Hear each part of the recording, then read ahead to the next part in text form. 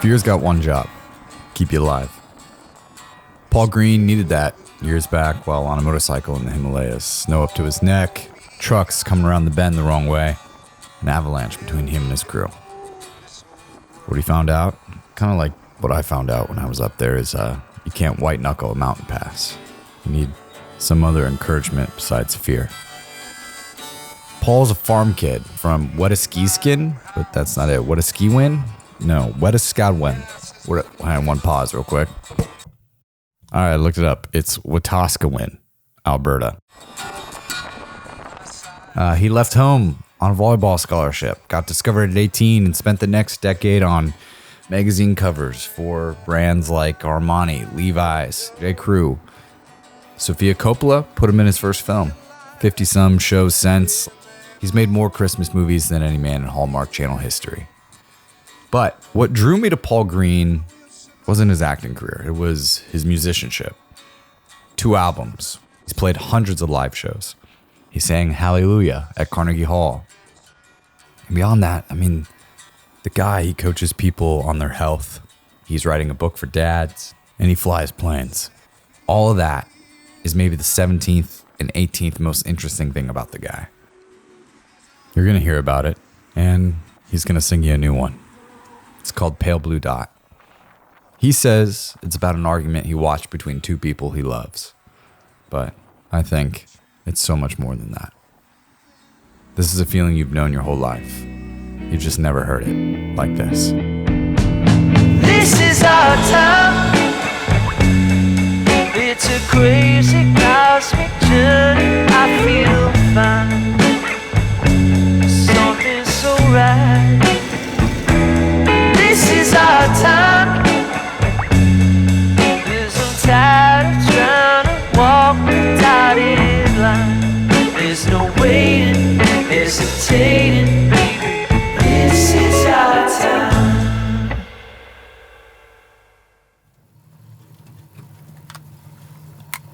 Do those guys remotely hit play and everything, or do you do it? Everything's already going. No kidding. What made you get this truck? It's so dope. I should put my seatbelt on. Is this? Huh? Yeah, go for it. I need to. I was I read up on your history a little bit. Yeah. So my story is with Tristen, who's with me. Is we got our start in making investigative crime podcasts. Oh yeah. Aaron told me. I looked you up a little bit too. So such a cool niche. It was a wild niche to get my start in like the world of entertainment per se, but really it was working on unsolved cases, disappearances really in Los Angeles. Come on. Like 2 weeks after the subject or person had gone missing. No. So just being in the weeds on it, working with the family. Like actually trying to help find them? Actually trying to help find them.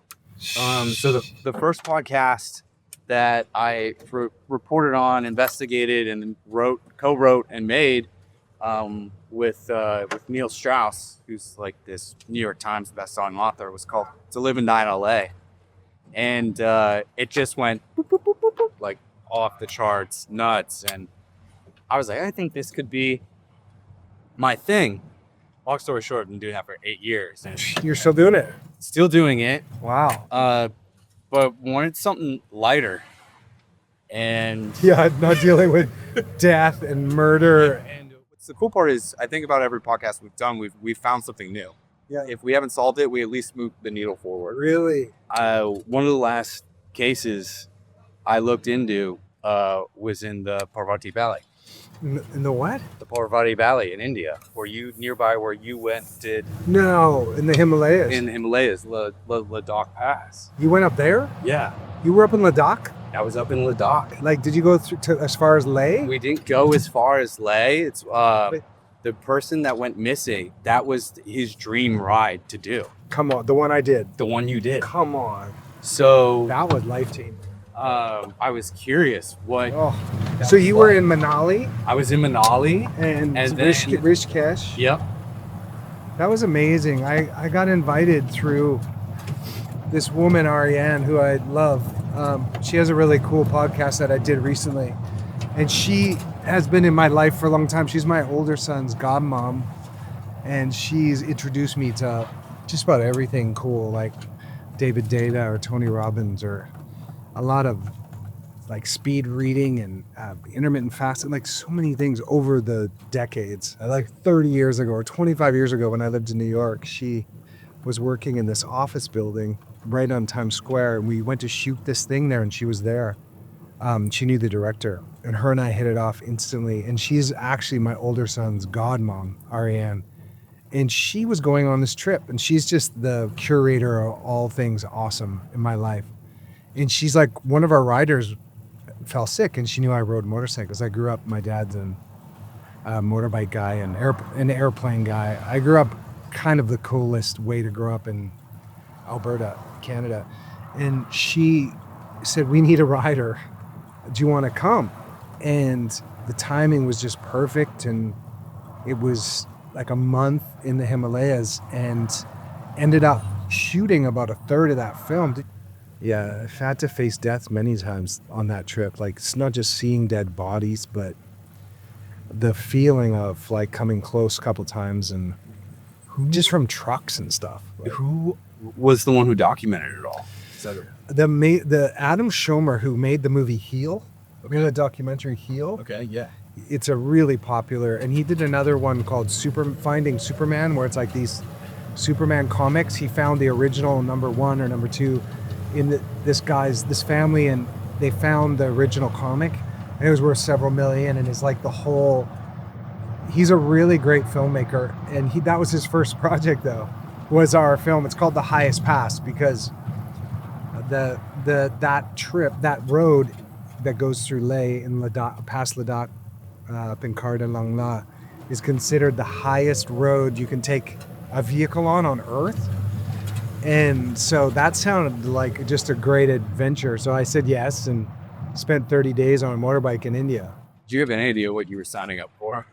Yeah, I knew it was going to be something for sure, but I rode motorbikes my whole life, and so I felt comfortable. And but it was in snow. Like, there was times when you should see the film, because there's times where we're separated from. The reason my footage made it in the movie so much is because an avalanche separated us from our crew. And so there was a few of us motorbikes, and my camera, I had this really cool kind of Canon thing, and I ended up documenting our side of the avalanche. And there's like a third or a quarter of the film that's taken from my camera.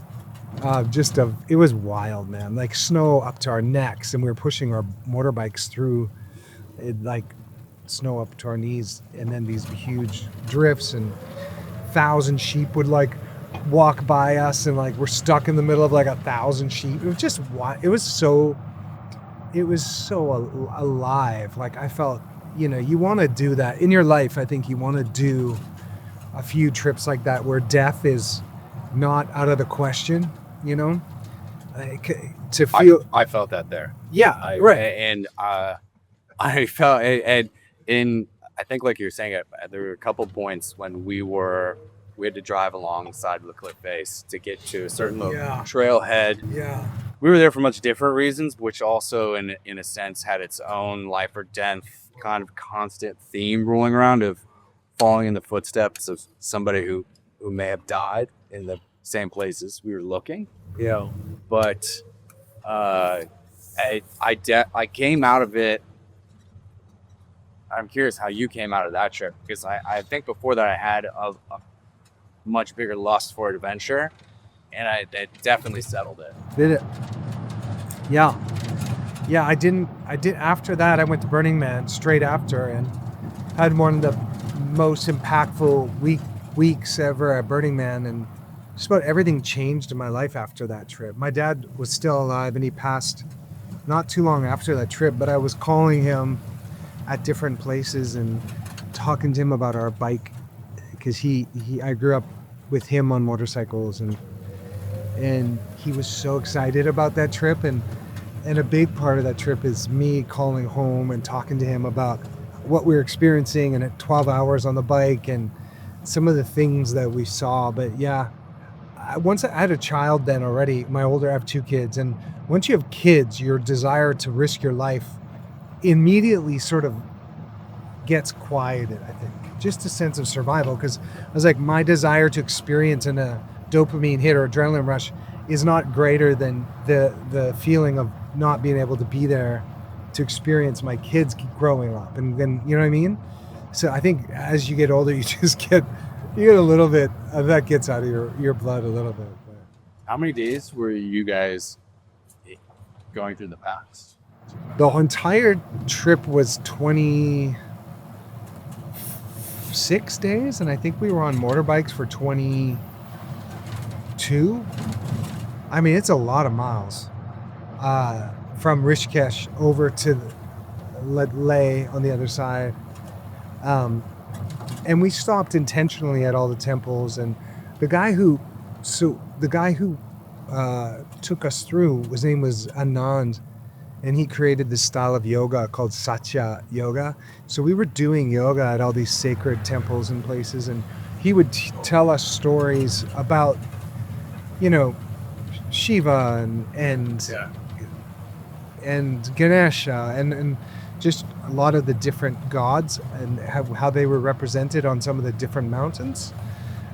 It was amazing. I loved it. I loved the people. It wasn't that scary.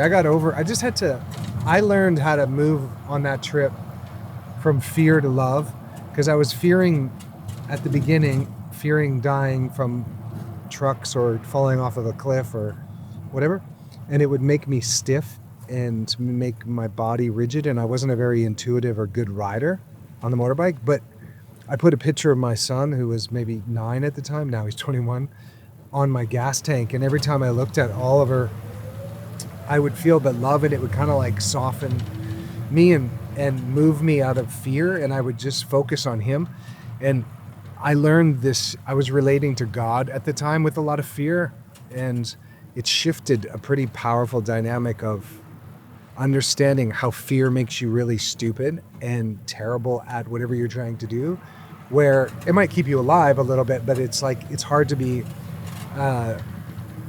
good at it in the sense where you're a master or artful at it, whereas love is it makes you intuitive. And as being on a motorcycle, you want to be moving like water, like you want to be intuitive. You don't want to be rigid and stiff and scared and freaking out that your head's going to get chopped off by a truck going by at 60 miles an hour wrong way, like whatever. So that was, I think, that entire trip. That wouldn't be pleasant at all. No. Oh, yeah. That entire trip. Then you'd have done a podcast to try to find out what happened to Paul in the Himalayas. Did he lose his head or he disappear of his own will? Right. Right. We'll find out. And you're still doing a podcast? That one we put out. We put that one out 2 years ago. It was a 4-year endeavor. And I mean, to go to India, as you know, it's an assault on all your senses. Yeah. If you haven't traveled much of Asia. Oh my gosh, yeah. Even then, it's heightened. And then on top of that, this was just after COVID. So the country had been closed down for a year plus. And they reopened, and we bought tickets and landed there a week later. So there were no tourists there, and they hadn't seen tourists in a couple years. But, you know, we had the help of some guides, but we were pushing the bounds of probably what should have been allowed. Yeah. Did you feel your life was in danger a couple times? Mostly on the roads. Yeah, I know, on the roads. Imagine being on a motorbike. Were you on a motorbike? No, we were not. I mean, a car was its own level of terrifying, though, because you're really out of control. At least on a bike, I felt like I was in control of what I was doing, not anybody else. But in a car, not only are you not driving. Yeah, you have no control. Or at least on a bike, I'm like, if something's coming, I can move. But if you're in a car and your driver's sleeping, it's just like, yeah. Oh, man. It was a very transformative time, man. Were you making any music? Oh, yeah. You were? I bought a guitar there, though, a cheap one, on the trip and strapped it to my back, and it's in the film.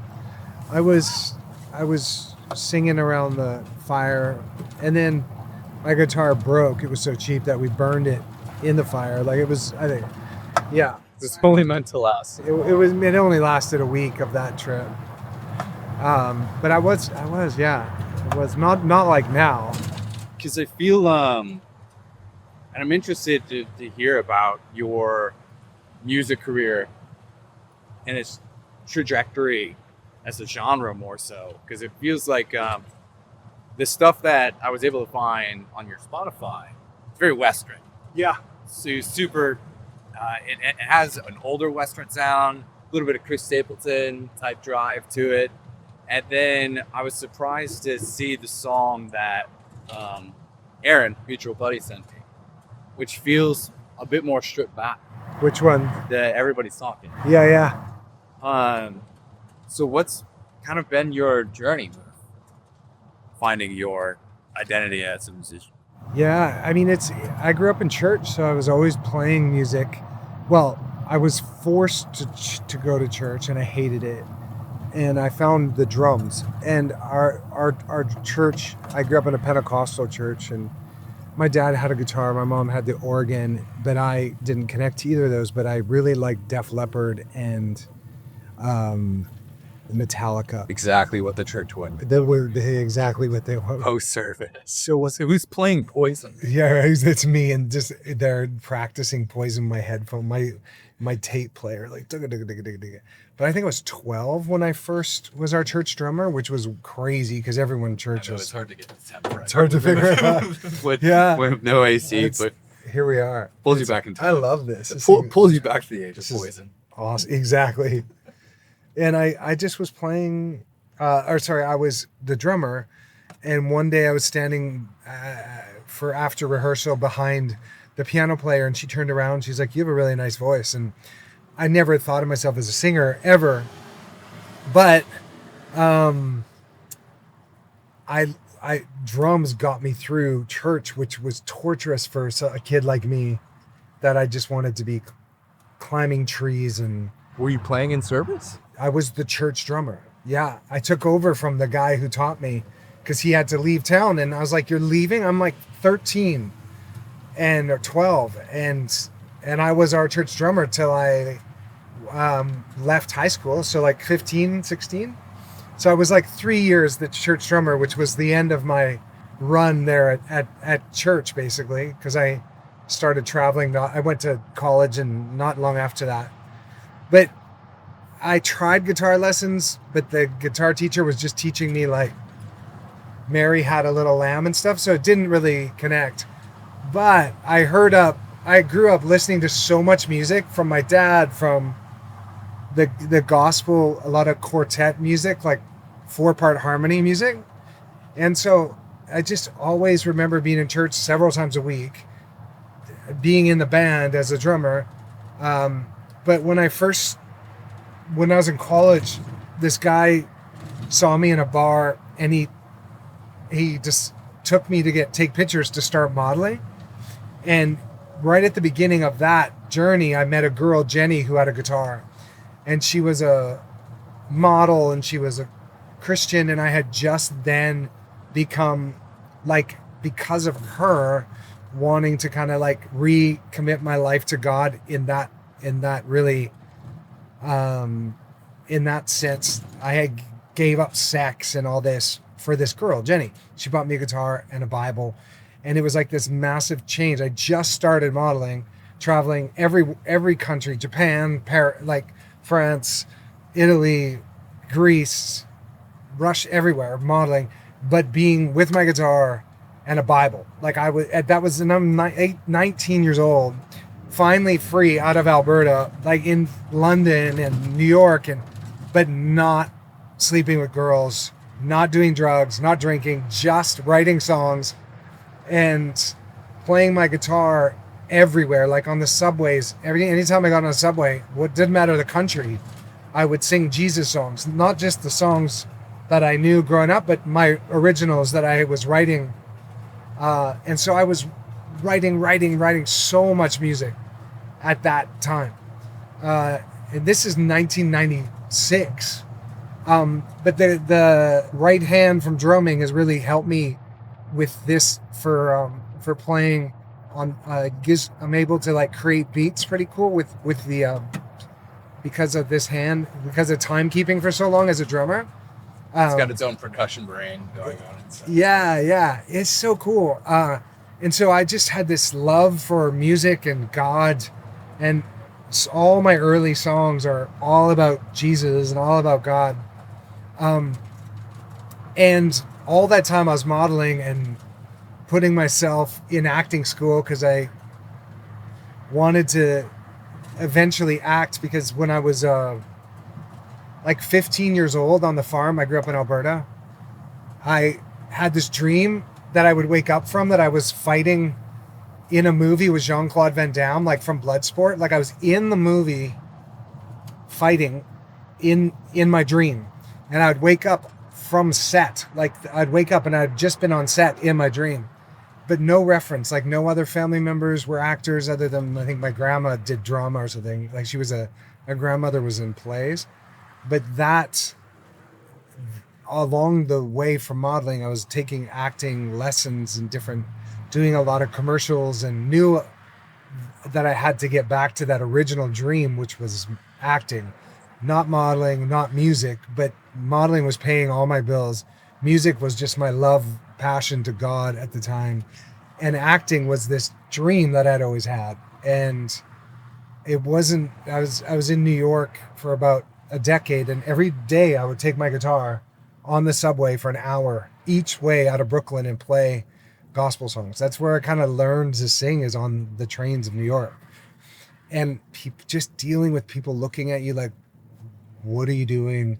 Like, talk about like not like learning how to manage like your own sort of worrying what people think about you, or rejection or whatever. What do you think you were doing it for at the time? Because it wasn't like phones or content. What was I doing it for? Just to tell them about God. Oh, that was the drive at the point. That's it. Like I thought at the time, this isn't my belief anymore, that everyone needed to know Jesus personally in order to get into heaven. And I felt like it was my mission on earth to do that at that time. And so all the songs I wrote, everything I did was for that. That's why I was like abstinent from sex till like my wedding night, even though I was living in the craziest, like naked girls changing backstage and in the Berlin like erotic museum of art doing runway shows, and like just I was in the weirdest positions, but like celibate. Everyone just thought I was gay. Because like I turned down every advance. Did you know it was all mental fortitude you were building? Just, I don't know, but that's. Did you have a hat out or no, nothing. I would hand out a tract that would ask them if they knew where they were going to spend eternity. But you know that 7 years of celibacy and focus on one thing, which was God, gave me everything. Like it gave me so much focus on one thing, like building, like I bought apartment buildings, like I saved my money, I invested, I got my pilot's license, I learned how to cook, like because I wasn't chasing girls and drugs, that all that sexual energy of a 20-year-old was directed into like one thing, which was pleasing God. And it was like and in that time is where my love of, I guess you can call it spiritual music, because now my music now is, I guess it's country adjacent. Like what you're talking about on Spotify, one album was made here in LA by some really cool LA musicians, and it's more Americana. The one in Nashville sounds really Western. Like it sounds a long way home. Yeah. Yep. Okay. That's a Nashville sound. And when you start dealing with Nashville musicians, it's just a whole other universe. Like they just have a sound. Like they do it in like one take. They did it live. That whole album's live. Meaning, Long way home. Like live take. Live, like one take. When I say one take, is like they did one rehearsal and then they recorded it, and that's the take on the record. That's how good. And they heard me. But that's your vocals as well. Oh yeah. So I flew there after and did vocals. The music. Oh, the music itself was just take, rehearsed. And I went into the studio and put my vocals. So it's kind of what you get is what you get. Yeah. And that producer's super amazing. Card or cash? Guard. Card, tap it at the top. Can you put this on your dashboard so you won't get a ticket? There you go. Have a good day. Nice job, man. Thank you.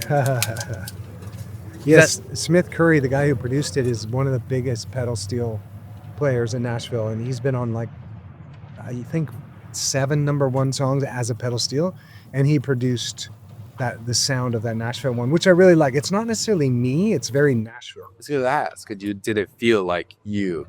It felt like someone produced me, whereas the one here, I had my hand in every instrument, and working with Sam and Fern here, it was much more like going back and forth and figuring out the sound. Yeah. And like with our trumpet guy, and like the sound here is slide. We had a really cool pedal steel guy here too, but it's just the LA sound. There's a really phenomenal documentary that Ken Burns did called Country Music that I could not recommend. It's a PBS documentary. I couldn't recommend it more because even if you don't like country music, it explains the beginning of all roots music, and like hillbilly and bluegrass, and the progression into like Patsy Cline and just the Beatles. Like it's just the most phenomenal. It made me understand not just country music, but like where music comes from in this country, and the sound that in that movie, they're talking about the Nashville sound and the California sound, because we had like the Waylon Jennings and the whole. There's a whole California outlaw thing that happened in Bakersfield, which is earlier, like in the 50s. Topanga's a little bit later, like the 60s, but Bakersfield is the country. So there was a sound that they were trying to figure out here, and Nashville kind of wanted it, but because it was a bit wild and a bit more reckless. It was awesome. The documentary's sick. I gotta check it out. But that's kind of the difference of the two sounds. There's like there's a California country sound and there's a Nashville sound. And both my records you can tell. You can easily tell. I know exactly what you're talking about. There's just this punch that happens on the second one. And there's a lot of good tracks on there too. But I mean that your song "The Stone" as well though is it feels cinematic. Yeah, that's the one that's been placed in the most kind of cinematic places, I think. Yeah. Should we hop in the back? Yeah, let's do it. That's a good ride, man. This takes me back. This sounds, I feel like you, in a lot of ways. This new song that you put together. Would you say it's new? It is. I mean, do you know who Fink is? No. He's an artist. I think he might be from LA, or he has a lot of open stuff. It just creates, everything gets dropped down into like, it immediately feels more grounded. Every record has a different kind of like version of where you're at in your growth or your development, not just as an artist, but as like a dad or as a lover or as a person. This song, just by playing things in this tuning, it has changed. It's beautiful. So much about the way that I play. Like it's weird. So then the new record will be mostly, I think, in this tuning. You have a new record coming. Yeah. Yeah. When's the new record? Well, so I do these live streams, and every week I have a couple live streams that I've been doing since 2019. And I kind of workshop them there. So like I'll play them, and then I keep playing them, and then it's almost like how they develop. Do you have people that kind of comment or come talk to you and you're like, oh man, that one you played last week that really resonated with you? You kind of take the feedback and share it? I take the feedback, and then it's just how it feels in my body. Like when I make loops with the drum, like when I make a loop and then play over it, like how it feels to me and how it develops. This sound's just been developing. Like it's hard to explain where it kind of comes from, other than the tuning of the guitar has shaped even my voice. Like it's even shaped the way that I sing. I can see that, because the country album, although it's not a heavy twang, this feels like it's more naturally just your spoken word. Yeah, it's true.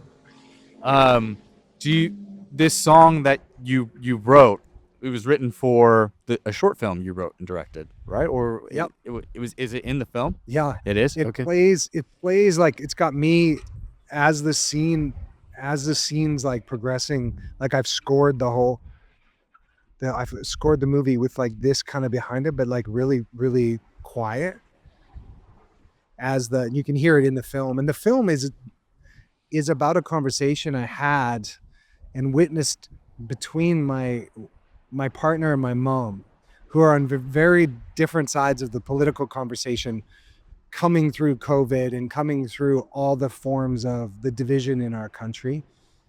And I wanted to make a film about the conversation because it was just, nobody was listening. Everyone's just talking. And I've been guilty of that too. With my partner and I have slightly different views, not that much different, but we always think that we need to be heard rather than listening. And so the song's quite a bit about that. And just, it's the short film, they kind of evolved at the same time. Like I'm trying to think which was first. I actually think I did the film around the song.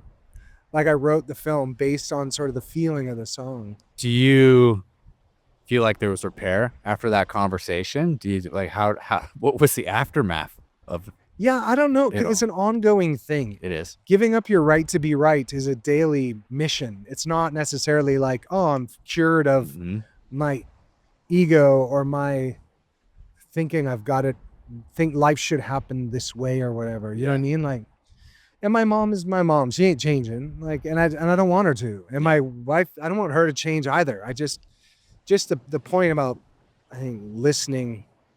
The act of listening. Yeah. I've actually just picked up a book. Aaron caught me reading it on my counter. But it's You're Not Listening. And the name of the book. That's the name of the book. You're Not Listening. And it had this, one of the chapters is the agonizing pain that we feel in having to listen to someone that what they're saying disagrees with our viewpoint. And they scan parts of the brain that light up. And it's basically as if you're being chased by a bear. Come on. Is what they say. That's how difficult it is for us to process that information. And the way through it is to, when someone's speaking in that manner that doesn't match with your values, they say to play a game with yourself. And that is, see where they have points in their argument, that point out flaws in yours.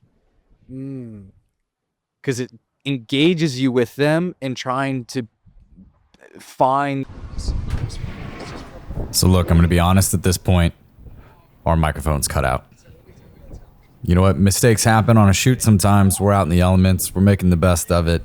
And what I can say is my point here about You're Not Listening. Wonderful book, by the way. Look for the places you can connect with others by looking for the flaws in yourself. Helps to engage. So, if you are listening, here's what we're going to do. We're going to cut to what this show does best. And that's let Paul play his song. But before we do that, we were able to save this one last nugget. Music, if you're willing to pick up your guitar every day and sing and write, it's more about just putting yourself in the river, because these songs, if you don't catch it, it's going to go to someone else. And it's like the stories of Johnny Cash and Chris Christopherson or Dylan. Some of these guys, they're like, when they hear a song, they're like, had I showed up, that song would have showed up through me. Like, there's so many of these songwriters that they're just, they will say this song needs to be out, and it's going to choose so like an idea will come, and if you don't act on that You're idea, the vessel. But if you don't act on it, it will go to somebody else. Yeah. And there's so many singer and songwriters from my favorite era, like the 70s and like late 70s. A lot of those singers, they tell these stories where they just have to pick up their. John Mayer talks about it, where he's like, if you're going to pick up your guitar and start singing, you better start singing. I saw that, right? Yeah. Like, I'm staring at Otherwise, the what window. are you doing? It's not becoming anything. You can't make a loop. Like, just start singing. And I've had a lot of opportunities, time where I just will sing, and spirit, creativity, God will just come through and I record it all. Like I record video of it and high quality audio of me just doing Just nothing. Rhythm. Yeah. And then I'll look back at it and I'm like, that's where it is. Cause there'll be one moment where there's a hook and then I'm like, there's another hook. And then I'll create the song that way. Like I'll grab those hooks and then I'll rework them.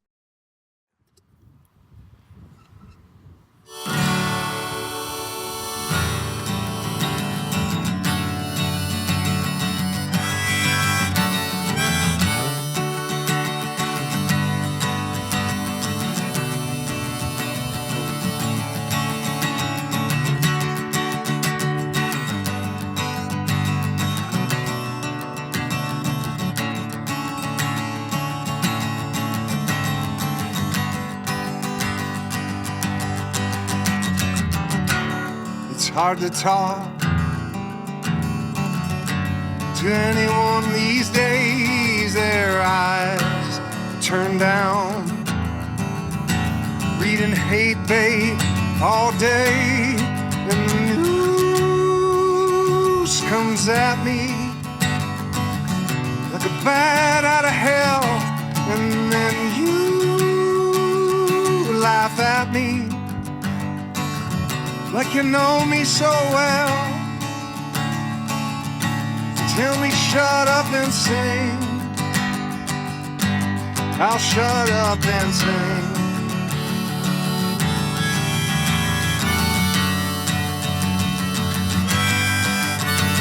If fear is a liar, but the world is on fire, and we've come too far to give in. But the truth keeps on moving, and love keeps on proving. If I reach out my hand and I try and understand this pale blue dot is all we got, and we could hold this old world tenderly.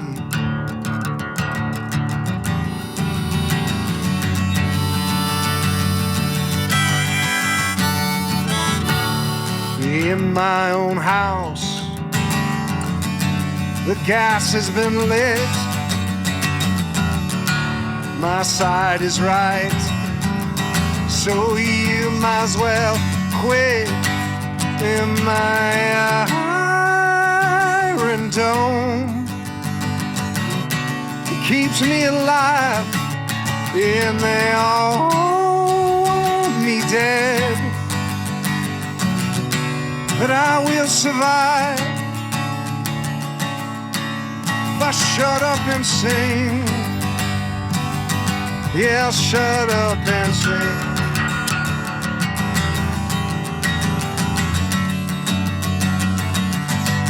And they say fear is a liar, the world is on fire. We've come too far to give in.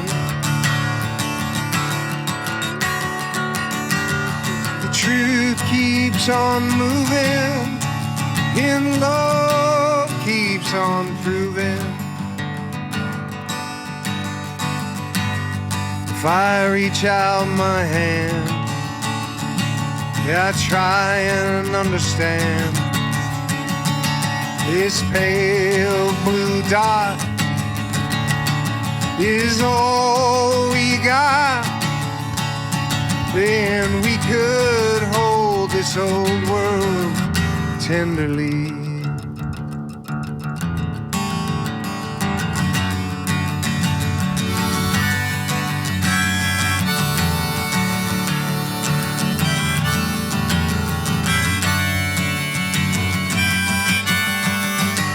Sing, sing, sing. Yeah, I'll sing, sing,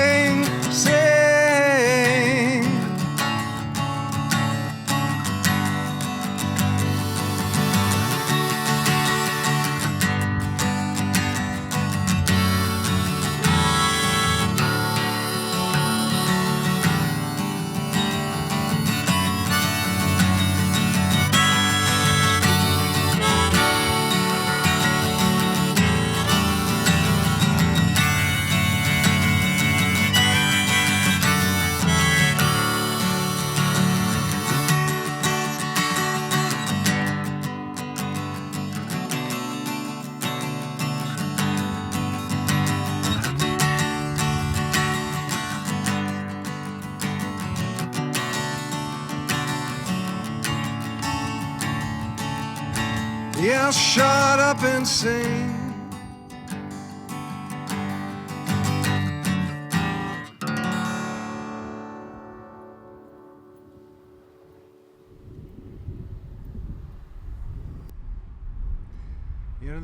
Like when they're talk to athletes, are like shut up and dribble, like just it kind of doesn't really work for singers. Like shut up and say, like, they want musicians not to talk. Just do the thing you do, and it's like people are people, man.